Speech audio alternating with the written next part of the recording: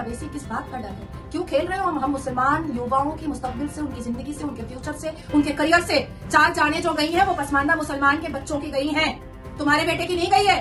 जब वो पत्थर मार रहा था तो उसमें तुमने अपना बेटा क्यों नहीं भेजा? जब वो चप्पल मार रहा था तो तुमने अपनी बेटी क्यों नहीं भेजा उसमें?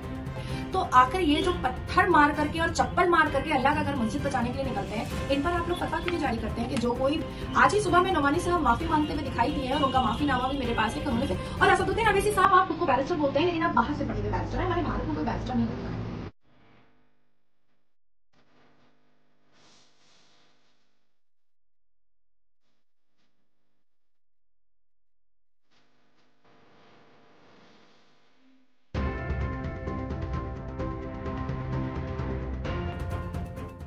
नमस्कार, वंदे मातरम, जय भोलेनाथ, जय जगन्नाथ। राष्ट्र की बात पर आपका स्वागत है फिर से एक बार। आज हम चर्चा कर रहे हैं संबल विवाद। संबल विवाद अभी बहुत चर्चित है और जो जिस हिसाब से हमने 2 दिन वहां पर चप्पल की बारिश, पत्थर की बारिश और मुक्के की बारिश, लात जूते की बारिश, बम गोली बारूद की बारिश हमने देखी, आंखें चकाचौंध हो गई। ऐसा लगा कि इस्लामाबाद या कराची या सिंध प्रोवांस या बलोच की किसी गलियों में घूम रहे हैं। लगा ही नहीं कि उत्तर प्रदेश का संबल है वो। एहसास ही नहीं हो रहा है। क्या मुसलमान अल्लाह के घर मस्जिद को चप्पल से बचाएंगे? क्या मुसलमान अल्लाह के घर मस्जिद को पत्थर से बचाएंगे?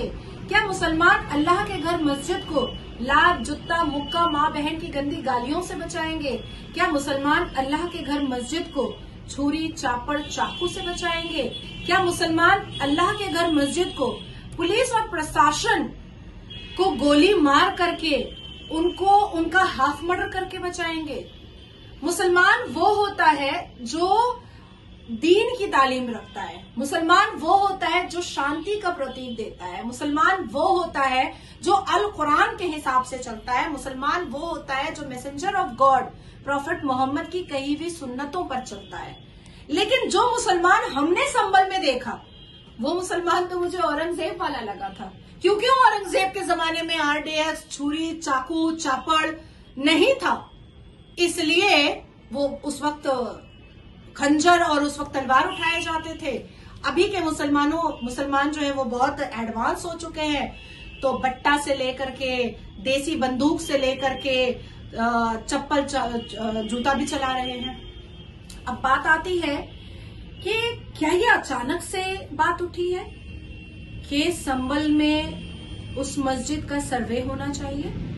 नहीं, 1920 से ये बात चल रही है। और मैं याद दिला दूं कि जो मस्जिद का परिषद है वो आर्कियोलॉजिकल सर्वे इन्वेस्टिगेशन रिपोर्ट के हिसाब से प्रोटेक्टेड है मॉन्यूमेंट 1920 से।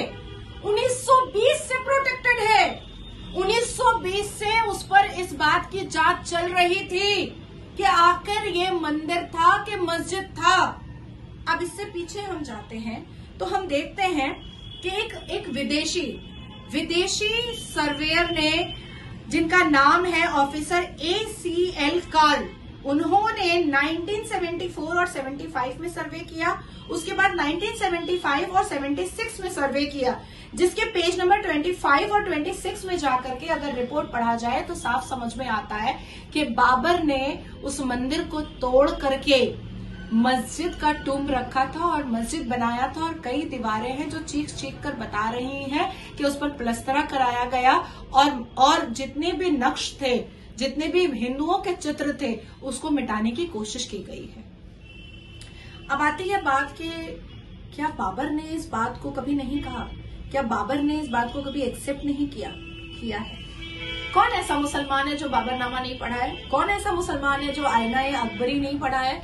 जितने मुस्लिम स्कूल और मुस्लिम यूनिवर्सिटीज हैं और मुस्लिम कॉलेज है, उसमें आज भी आईना अकबरी और बाबरनामा पढ़ाया जाता है। सो डोंट टेल मी लाई।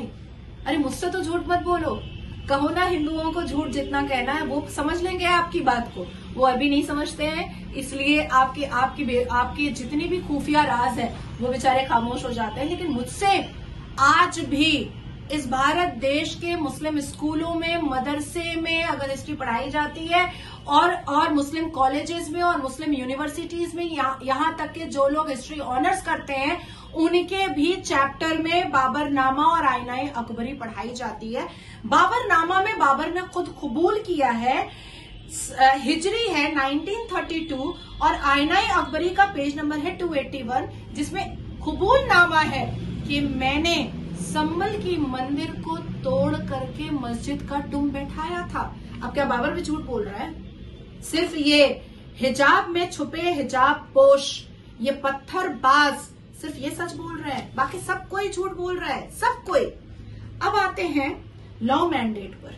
जब नोटिस इशू की गई दोनों पक्षों को, जब मस्जिद कमेटी के एडवोकेट अफसर अली के पास नोटिस गई और हिंदू पक्ष के लोगों के पास नोटिस गई, तो जब मस्जिद कमेटी को प्रॉब्लम था, उनको इसका विरोध करना था, तो 19 से 29 का जो 10 दिन का टाइम कोर्ट ने दिया था न्यायपालिका ने, ये सर्वोच्च न्यायपालिका क्यों नहीं गए चीफ जस्टिस के बेंच में? क्यों नहीं पूछा?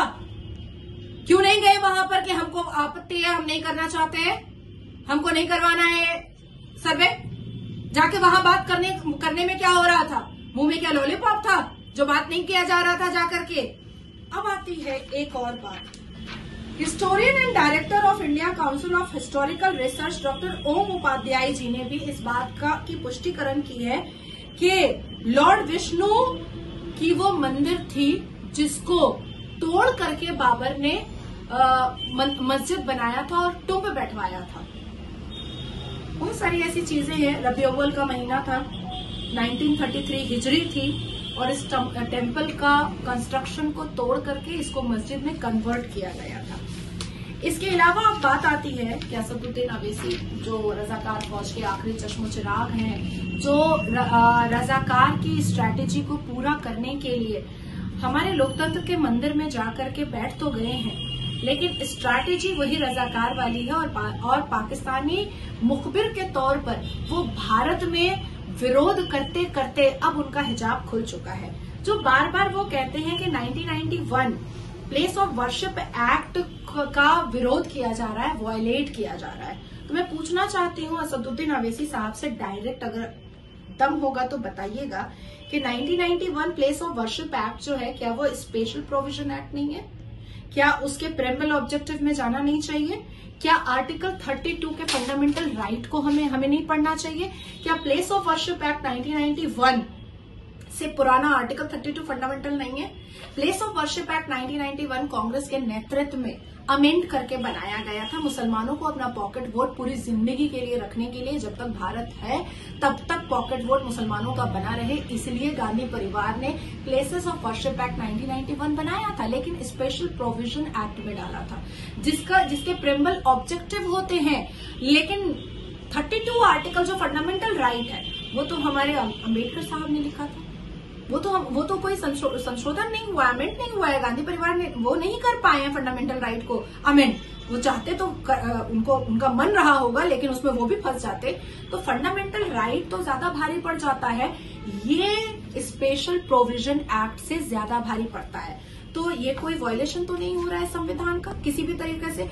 और असदुद्दीन अवैसी साहब, आप खुद को बैरिस्टर बोलते हैं, लेकिन आप बाहर से पढ़े हुए बैरिस्टर हैं। हमारे भारत में कोई बैरिस्टर नहीं होता है, तो आप कहां पर खुफिया प्रैक्टिस करते हैं? तो काइंडली वो पहले समझाएं लोगों को। और दूसरी चीज है कि आप हमें समझाने की कोशिश मत कीजिए कि आपको कानून पूरा पता है। आपको कानून घंटा नहीं पता है, घंटा नहीं पता है। उखाड़ लीजिए जो उखाड़ना है मेरा, लेकिन आपको भारत का कानून घंटा नहीं पता है। आप या तो ब्रिटिश के कानून से आप चलवा रहे हैं अभी तक मुसलमानों को यहाँ पर, और या तो फिर आप खुफिया पाकिस्तान के सुप्रीम कोर्ट के संविधान को यहाँ पर लागू करने की कोशिश में लगे हुए हैं, जो हम होने नहीं देंगे। अब आती है बात कि फतवा बड़ा जारी होता था।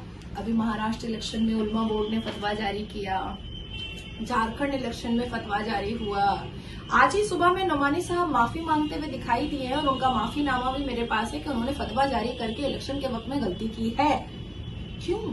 जब वोट के लिए फतवा मांग सकते हैं, जब मुसलमानों को एक खास पॉलिटिकल पार्टी को वोट करने के लिए फतवा जारी हो सकता है, भड़काऊ भाषण दिया जा सकता है, प्रोवोकेटिव हेट्रेट स्पीच दी जा सकती है, उनको जिहादी बनाने की तरकीबें लगाई जा सकती हैं। जब एक छोटी सी बच्ची नृत्य करती है कृष्ण भगवान का, तो उस पर फतवा जारी हो सकता है। जब मुफ्ती इलियासी जब चले जाते हैं भगवान राम की प्राण प्रतिष्ठा में, जब उन पर फतवा जारी हो सकता है। तो आखिर ये जो पत्थर मार करके और चप्पल मार करके अल्लाह का घर मस्जिद बचाने के लिए निकलते हैं, इन पर आप लोग फतवा क्यों नहीं जारी करते हैं कि जो कोई भी मस्जिद बचाने के लिए पत्थर हाथ में और चप्पल हाथ में निकलेगा उसको इस्लाम से बेदखल किया जाएगा? क्यों नहीं फतवा जारी करते हैं?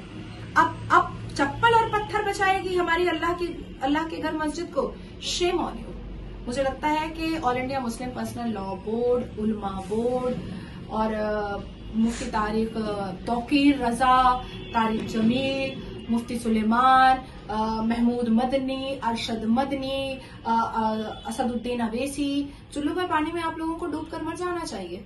आपके बच्चे तो रेंज रोवर पे बैठ रहे हैं, आपके बच्चे लग्जेरियस लाइफ जी रहे हैं, आपके बच्चे विदेशी स्कूल में पढ़ रहे हैं, आपके बच्चे अरमानी, गुची, बर्बेरी, वर्साचे पहन रहे हैं, आपके बच्चों के पैर में धूल तक नहीं लगता, और आप पसमानदा मुसलमान के बच्चों में चप्पल, हथियार और पत्थर दे देते हैं अपना वोट बैंक बनाने के लिए, अपनी सियासत चमकाने के लिए। अपने बच्चों को आप शिक्षित करके विदेश से आप यहाँ पर एमएलए एमपी बनवाते हैं और पसमानदा मुसलमान के बच्चों को आप पत्थरबाज बनवाते हैं।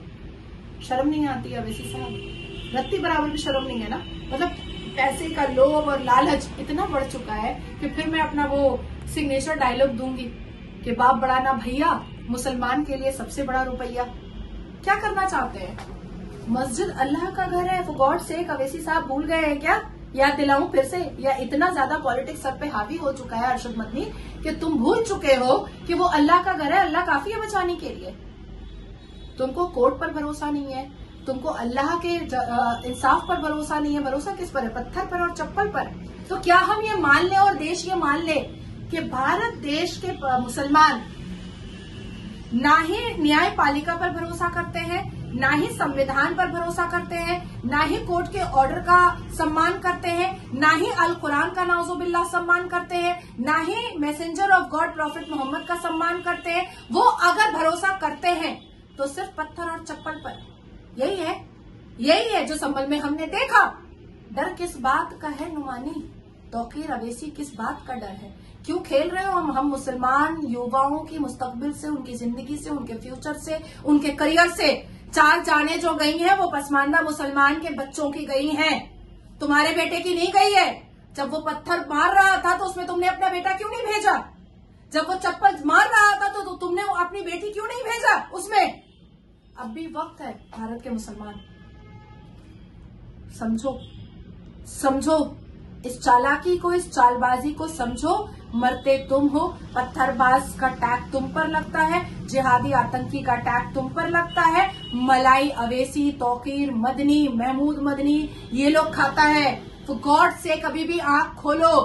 हम मुगल के फॉलोअर नहीं हैं, हम messenger of God Muhammad, prophet Muhammad के फॉलोअर है, अल्लाह के फॉलोअर है, अल कुरान के फॉलोअर है। बस इतना ही कहना चाहूंगी कि कोर्ट का आदेश इस देश में जो रहेगा, किसी भी समुदाय, किसी भी मजहब, किसी भी धर्म का रहेगा, उसको मानना पड़ेगा। सर्वे में तुम जितनी बार पत्थर और चप्पल उठाओ मस्जिद बचाने के लिए, सर्वे तो होकर रहेगा और जिसकी जो जगह है उसको मिलकर रहेगी। कहा था ना, अयोध्या तो अभी झांकी है, काशी मथुरा बाकी है, और 40 लाख से ऊपर जो मंदिरें बाबर ने तोड़ी थी और मस्जिद बनाया था वो सब वापस लेंगे, देख लेना। नमस्कार।